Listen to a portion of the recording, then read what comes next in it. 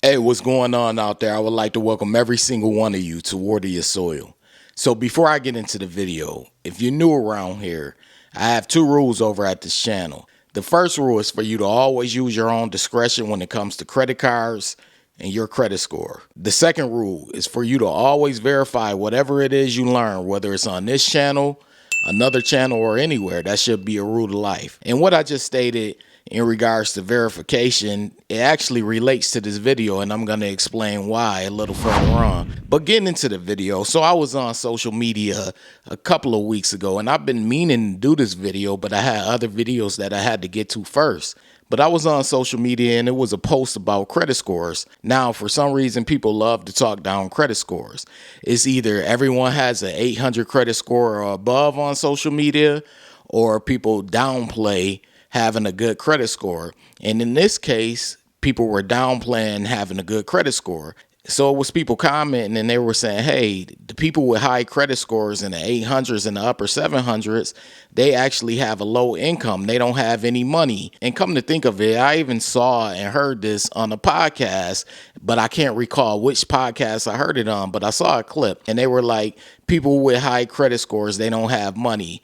And that's not the first time I heard this. I've been hearing this a lot, that people with high credit scores don't have a good income, or they're basically broke when it comes to personal finance. And when I really thought about it, I was like, okay, I'm not really trying to hear that because it doesn't make sense. But as I always do, I went and I searched for the information to see if what they were saying was true. So I came across an article from Bankrate, and this article was based on a study by the Federal Reserve, and it was posted in 2023. Of course, we're in 2024, but it's the most updated and recent story in regards to what I'm speaking of. So as you see on the screen, as credit scores get higher, so does the income get higher. As credit scores go lower, so does the income go lower. So what they were saying on social media clearly wasn't true. Now, as I always tell people, and I always tell my subscribers, of course, you are going to have outliers. You are going to come across people with low income and a high credit score, because I always tell my subscribers that it's possible. You know, I have helped people with low income achieve a good or excellent credit score. This is facts. However, when it comes to averages and things like that, the data does not suggest that people with high income are the ones with lower credit scores. They're actually the ones with a higher credit scores. And it kind of makes sense, honestly, when you factor into how credit scoring works. Credit scoring basically comes down to how well you manage your debt. The accounts that you have, that's what your debt equals, the accounts that you have. So it's believed if you have more income coming in, you'll be able to manage your accounts a little better. And if you don't have adequate income coming in, you'll usually struggle with paying your bills. Now, like I said, there are always outliers. There are people with low income that do pay their bills on time. They do manage their accounts the correct way, and they do have a high credit score. I have helped people like this over the years, so I know for a 100% fact that it's true. But when it comes to averages and when it comes to majority and things like that, what they were saying on that social media post and on that podcast are simply not true. And that's why I like to get on here to dispel myths and call out lies, because if you don't, someone is going to be believing it. You never know how many people read that social media post or watched that podcast and thought, that is true. Most of the people with high credit scores, they do have low income or they are broke. So they probably went on, watched that show, read that social media post, read the comments, and then went on to the next person. And they're just transferring that bad, horrible information along to other people, because that's how things work these days. People will hear something, and if it's said with enough conviction, they'll believe it, and they'll go and pass that information on to the next person, even if it's incorrect information. And this is why I always tell people who watch this channel to verify everything. Not just verify things on this channel, but verify things everywhere. Any information that you come across, you want to make it your business to verify it, especially when it comes to things that center around personal finance, such as credit cards, credit scores, stocks, income, whatever it may be, budgeting, you always want to verify that the information that you are taking in is correct. I even tell people to verify the information that I put on this channel. I'm not above verification, and no one is in reality.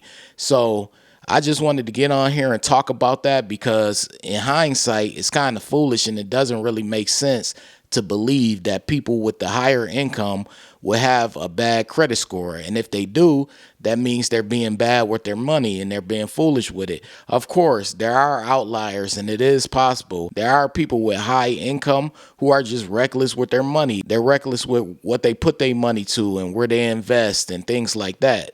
So that's true. However, when we start talking averages and medians, generalizations have to go out the window. It's not good to use generalizations in those type of circumstances. But I just wanted to get on here and talk about it.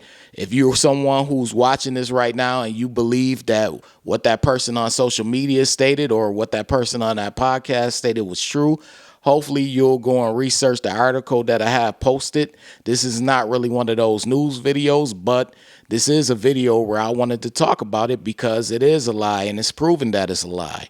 But anyways, if you're new over here and you're feeling the vibe, this is Water Your Soil.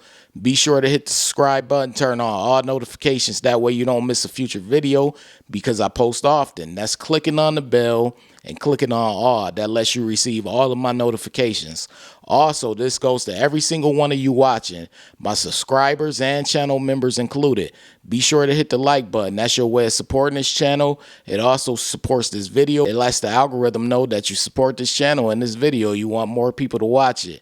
Also, feel free to join the channel. In fact, I got some things coming for members of this channel. Whenever I reach 10K, I'm going to do a giveaway, and it's going to be for the members of this channel. I'll do another one for the subscribers, but the members of this channel, they'll be able to enter a raffle for the most significant gift. So it's going to pay being a member of this channel, and I'm not going to do it like you could just join immediately and then you get to enter the raffle. No, you have to be a member for at least a couple of months before I hit that 10K mark. But anyways, I appreciate every single one of you for watching this video. This is Water Your Soil, and I'm like, wait. Before you leave, be sure to check out the description box below. That way you can have all the credit resources from Water Your Soil. Also, be sure to hit the subscribe button, the like button as well, all right? In the description box below, I always tell people, check out the description box below for extra resources from Water Your Soil. Part of the description box also showcases my book that I have. I have a book. It's been out for a while now. It's been out for years. It's titled Strategies to Master Credit.